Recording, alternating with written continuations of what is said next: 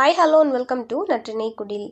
நான் இன்றைக்கி செஞ்சு காமிக்கிற ரெசிபி வந்துட்டு குழந்தைங்களுக்கு நீங்கள் செஞ்சு கொடுத்தீங்க அப்படின்னா எவ்வளோ சளியாக இருந்தாலும் அது கண்டிப்பாக வெளியில் வந்துடும். இந்த ரெசிபி செய்கிறதுக்கு ஒரு பேனில் 4 டீஸ்பூன் எண்ணெய் ஊற்றிக்கோங்க. எண்ணெய் வந்து நல்லா சூடாகட்டும். எண்ணெய் வந்து நல்லா சூடானதுமே 1/4 டீஸ்பூன் உளுத்தம்பருப்பு, 1/4 டீஸ்பூன் கடலைப்பருப்பு ஆட் பண்ணிக்கலாம். கூடவே 1/4 டீஸ்பூன் வந்து கடுகு ஆட் பண்ணிக்கோங்க. கடுகு வந்து நல்லா பொரியட்டும், அது வரை வெயிட் பண்ணலாம். நான் இன்னைக்கு 20 சின்ன வெங்காயத்தை நல்ல நீல வாக்கில் குட்டி குட்டியாக கட் பண்ணி வச்சுருக்கேன். முடிஞ்ச அளவுக்கு இதுக்கு நீங்கள் சின்ன வெங்காயமே சேர்த்துக்கோங்க. பெரிய வெங்காயம் சேர்த்திங்கனாலும் நல்லாயிருக்கும், ஆனால் சின்ன வெங்காயம் வந்துட்டு இன்னும் கூடுதல் சுவை தரும். வெங்காயம் வந்துட்டு நல்லா வதங்கட்டும். காரத்துக்காக 2 வரமிளகாய் ஆட் பண்ணிக்கோங்க. கூடவே இன்னும் கொஞ்சம் காரத்துக்காக 1 டேபிள் ஸ்பூன் மிளகாய் தூள் ஆட் பண்ணிக்கலாம். வெங்காயம் வந்து வதங்கிறதுக்காக தேவையான அளவு உப்பு ஆட் பண்ணிக்கோங்க. இப்போ இது எல்லாத்தையுமே நல்லா வதக்கிக்கலாம். வெங்காயம் வந்துட்டு இன்னும் கொஞ்சம் சாஃப்ட் ஆகிற அளவுக்கு நீங்கள் வதக்கிக்கோங்க. மிளகாய் தூள் எல்லாம் நீங்கள் ஆட் பண்ணும்போது அடுப்பு வந்து ஃபுல்லாக சிம் பண்ணி வச்சதுக்கப்புறம் நீங்கள் ஆட் பண்ணிங்க அப்படின்னா கரிகாமல் இருக்கும். இப்போ இதெல்லாம் நல்லா வதங்கட்டும். வெங்காயம் நல்லா வதங்கிடுச்சு. இப்போ நான் கழுவி வச்சிருக்க சின்ன கருவாடு ஆட் பண்ணிக்க போகிறேன். நான் இன்னைக்கு 200 கிராம் எடுத்திருக்கேன். கருவாடு எல்லாமே வந்துட்டு நல்லா ஹாட் வாட்டர் வச்சு வாஷ் பண்ணி எடுத்துக்கோங்க. 4லேருந்து 5 தடவை வரையும் நீங்கள் வாஷ் பண்ணிக்கலாம். வாஷ் பண்ணதுக்கு அப்புறமா இந்த மாதிரி நீங்கள் மசாலாவோட சேர்த்து இப்போ எல்லாத்தையும் கோட் ஆகிற மாதிரி கிளறி விட்டுக்கோங்க. கருவாடு வந்து நல்லா கிளறியாச்சு. இப்போது 1/4 கப் வந்து தண்ணி ஆட் பண்ணிக்கலாம். கருவாடு வந்து ரொம்ப குட்டி சைஸாக இருக்கிறதுனால ரொம்ப ஸ்பீடாகவே வந்துட்டு இது வதங்கிடும். அதனால 1/4 கப்புக்கு மேலே நீங்கள் தண்ணி ஊற்றுனீங்க அப்படின்னா அது எல்லாமே உடைய ஆரம்பிச்சிடும்.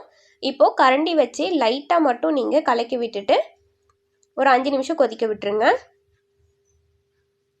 நம்ம ஊற்றின தண்ணி கொதிக்க ஆரம்பிக்கும் போது அடுப்பை சிம் பண்ணி இந்த மாதிரி லிட்டு போட்டு மூடி வச்சிருங்க.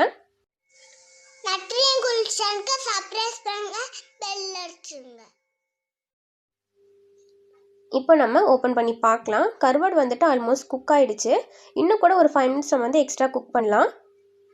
இப்போ இந்த மாதிரி நீங்கள் கிளறி விட்டுக்கோங்க. சப்போஸ் நீங்கள் அப்படியே க்ளோஸ் பண்ணி ரொம்ப நேரம் விட்டுட்டீங்க அப்படின்னா இருக்கிற தண்ணி எல்லாமே வந்துட்டு ரொம்ப கம்மியாகி அடிப்பிடிக்க ஆரம்பிச்சிடும்.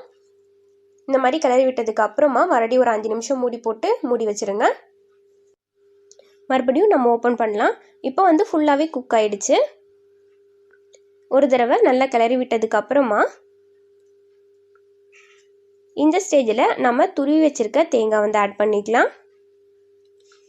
தேங்காய் வந்து நான் வந்து 2 டீஸ்பூன் ஆட் பண்ணுறேன். உங்களுக்கு இன்னும் எக்ஸ்ட்ரா தேவைப்பட்டுச்சு அப்படின்னா நீங்கள் எக்ஸ்ட்ரா கூட ஆட் பண்ணிக்கலாம். இது வந்து சேர்த்துன உடனேவே நல்லா கலந்து விட்டுட்டே இருங்க, எந்த விதமான கட்டிகள் இல்லாத மாதிரி. இப்போது வறுத்த கருவாடு எல்லாத்தையுமே வந்துட்டு ஓரமாக இந்த மாதிரி சேர்த்துக்கோங்க. நடுவில் வந்துட்டு நல்ல குழி மாதிரி பண்ணிக்கலாம். இப்போது அந்த குழியில் ஒரு முட்டை மட்டும் உடைச்சு ஊற்றிக்கோங்க. உங்களுக்கு தேவைப்பட்டுச்சு அப்படின்னா இன்னொரு முட்டை கூட நீங்கள் எக்ஸ்ட்ரா ஊற்றிக்கலாம். ஊற்றின உடனேவே வந்துட்டு கிளற வேண்டாம். முட்டை வந்துட்டு இன்னும் கொஞ்சம் டார்க் ஒயிட் கலரில் ஆகும். அப்போ வந்து நம்ம ஸ்க்ராம்பிள் பண்ணிக்கிட்டா போதும். இப்போ பாருங்கள், கலர் வந்துட்டு நல்லா டார்க் ஆகிட்டே வருது.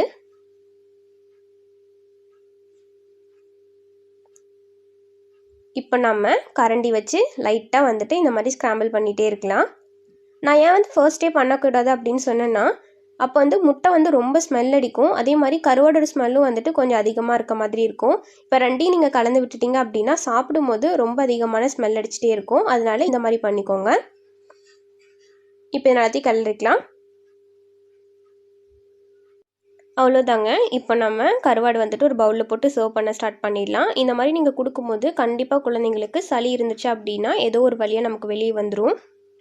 என்னோட வீடியோஸ் எல்லாம் உங்களுக்கு பிடிச்சிருந்தா மறக்காமல் நற்றினை குடில் சேனலுக்கு சப்ஸ்கிரைப் பண்ணுங்கள். கூடவே பக்கத்தில் இருக்க பெல் பட்டனையும் ப்ரெஸ் பண்ணிடுங்க.